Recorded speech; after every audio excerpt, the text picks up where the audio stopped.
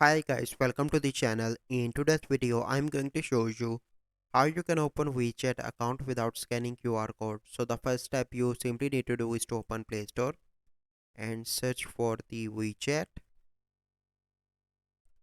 Open WeChat, click on open. Here you need to click on login. Then you need to click on more options.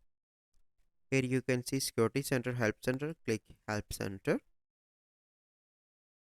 Wait for a few seconds, it will take few seconds to load the help center. Once you are here, you simply need to click on send feedback. Here you need to select your platform. So I am on Android.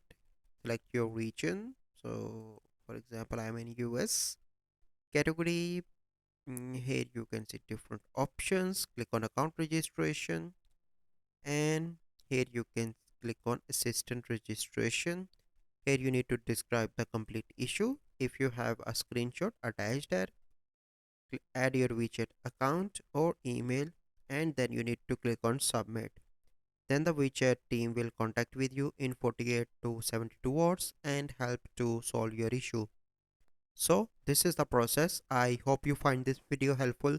If you find this video helpful, must like this video, subscribe to our YouTube channel for future videos. We'll see you in the next video.